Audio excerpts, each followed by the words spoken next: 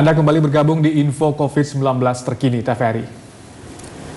Saudara, PSBB transisi diberlakukan untuk mengendalikan dan mencegah penyebaran COVID-19. Namun kebijakan itu sangat berdampak bagi para pedagang. Ya, bagaimana menyiasati hal tersebut? Kita akan berdialog dengan salah satu pedagang, Nafin Humar Akar. Selamat sore Pak Nafin, terima kasih sudah bergabung. Selamat sore Pak, selamat sore. Baik, Pak Nafin, 3 bulan sudah PSBB berlaku di Jakarta. Apa dampak yang paling signifikan yang dirasakan oleh pedagang, Pak? Ya, paling kebanyakan bisnis kita drop hampir 70% karena kan kita ada tokonya di Sunter dan udah hampir 70% ya drop kita punya bisnis karena kan orang nggak kunjungin di sini. Jadi memang PBBS ini ya terlalu, karena kan orang nggak mau keluar dan orang memang ada kekhawatiran yang banyak, jadi orang mau kebanyakan ya tidak mau pergi ke toko-tokonya. Jadi itu yang dampaknya kita punya bisnisnya turun hampir 70%, Pak. Baik Pak Nafin, tapi apakah toko Anda sempat tutup saat diberlakukan PSBB pada bulan Maret April lalu? Iya, kita sempat tutup. Kita tutup tokonya, jadi kita kebanyakan bisnisnya online. Jadi mulai dari website sama Instagram aja. Kebanyakan bisnis kita. Pak Nafin, tadi disebutkan ada penurunan omset sampai 70%. Apakah ini dampak dari penutupan dari tempat berjualan Anda atau memang apa faktor lain yang menyebabkan hal itu, Pak? Iya, faktornya satu ya, pertama kan kita di bidang emas ya. Jadi memang emas kan sekarang lagi naik terus.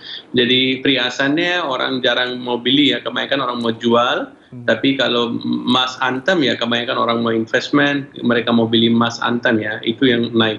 Cuma perhiasannya saat ini sih turun ya, karena harga emas juga di dunia lagi naik terus, Pak. Baik, Pak Nafin, untuk transaksi daring atau online selama PSBB berlangsung, apakah jumlah transaksinya cukup signifikan, Pak?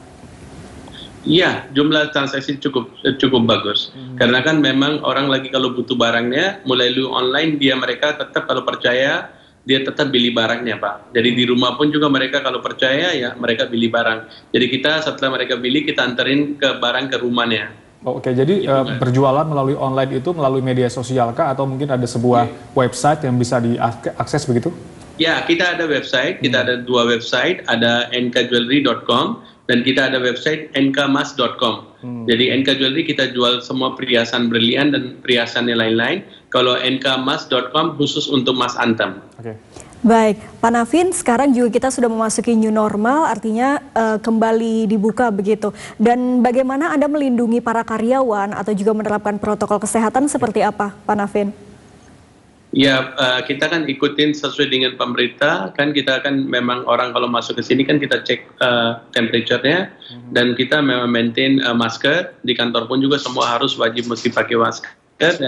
Ya, jarak jauh itu aja kita. Tapi saat ini sih ya kita udah lagi mau keluar, lagi kunjungin ke customer-nya. Kita kebanyakan memang ke instansi ya, ke kecamatan, kelurahan, wali kota. Di sana kita punya bisnis kebanyakan. Baik. Kita ke sana, ke kantor pemerintah ya. Untuk penerapan protokol kesehatan sendiri di toko Anda, apakah sudah dilakukan mungkin setiap pengunjung atau pembeli wajib mengenakan masker begitu? Iya, semua sesuai protokolnya semua kita lakukan, Pak. Jadi kita memang sangat memang sesuai dengan protokolnya kita cek dulu dia punya suhunya berapa. Habis itu kita ada sanitizer di depan, semua kita lakukan, Pak. Baik, untuk penyemprotan disinfektan sendiri, Pak Nafin, apakah juga rutin dilakukan? Rutin lakukan, kita rutin lakukan. Baik, Pak Nafin, kita tahu bahwa saat ini fluktuasi emas terjadi akibat fluktuasi nilai tukar rupiah juga terhadap dolar Amerika Serikat begitu ya. Bagaimana Anda memandang hal ini, fluktuasi nilai tukar rupiah yang berpengaruh terhadap harga emas selama pandemi COVID-19 ini? Ya, selama saat ini sih dolarnya kan naik turun, Pak ya.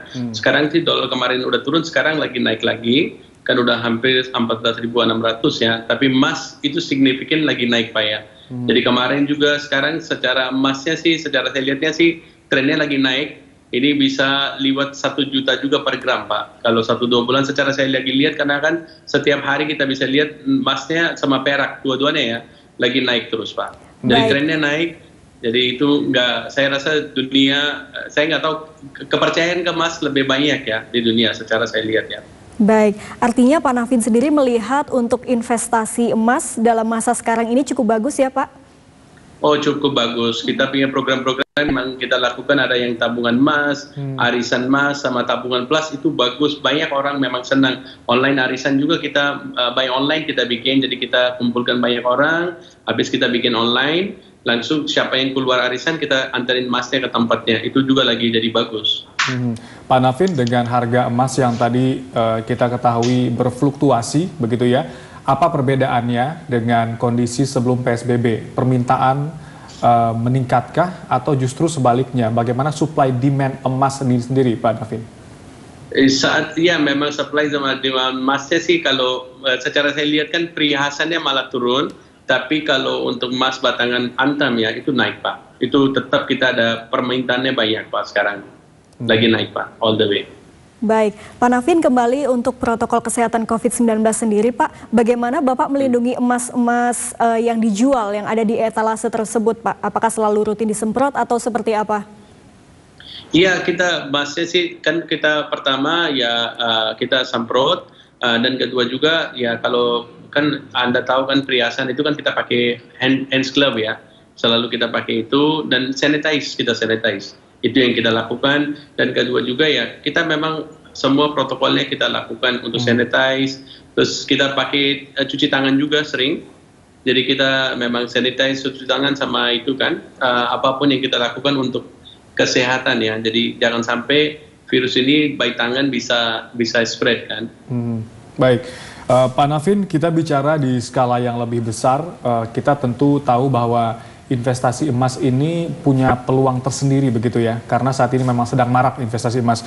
Bagaimana antusiasme masyarakat sebetulnya dalam menyadari, atau apakah mereka sudah menyadari bahwa investasi emas ini sebetulnya investasi yang cukup menjanjikan Pak begitu?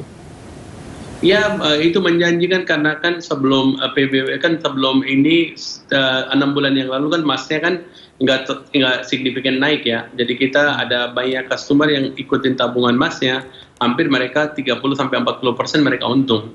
Karena kan memang emas kan naik terus Pak ya. Jadi kita kan planning, kita ada 2 produk, ada yang saving product itu namanya tabungan emas, ada yang investment product itu namanya tabungan plus. Jadi semua yang karyawannya kebanyakan mereka ambil tabungan emas dari 3 bulan sampai 24 bulan ya. Jadi dengan fix harga kayak pegadaian mereka ambil, dan kedua setelah jatuh udah pembayarannya dia langsung ambil emasnya Pak. Dan tabungan plus itu mereka beli emas sama kita dan titip ke kita selama 12 bulan, nanti jual beli emas itu untungnya kita tambahin di berat. Itu juga favorite Pak. Banyak orang yang setelah udah tabungan emas dia ikutin tabungan plus. Oke. Baik, Pak Navin, tadi juga dikatakan bahwa investasi emas ini cukup menjanjikan seperti itu. Dan bagaimana Bapak meyakinkan para masyarakat khususnya yang masih awam di bidang investasi emas, kalau memang bisnis ini atau investasi emas memang betul-betul menjanjikan? Ya, karena kan emasnya kan bukan dari sekarang ya. Kalau siapapun pegang emas fisik dia kan beratnya kan kapan aja tidak turun. Dan kedua juga emas kan biasa kan nggak bisa dipinjam, kalau Bapak ada uangnya kan pasti orang pinjam, tapi emasnya kan selalu ada untuk amankan diri kan. Jadi emasnya beratnya juga kapan aja nggak turun, tapi harganya naik terus selalu ada ya. Tapi secara kita lihat ya relatif setiap tahun 20-30% emasnya lagi naik. Sejak berapa tahun Anda bisa lihat, sejak 5 tahun. Baik, Pak Navin, terima kasih banyak sudah menyempatkan waktu untuk berbincang bersama TVRI. Kita berharap pandemi COVID-19 segera berakhir sehingga kegiatan jual beli termasuk emas ini sendiri bisa kembali normal. Begitu Pak, terima kasih atas waktunya Pak Navin. Terima kasih banyak Pak, terima kasih banyak. Ya.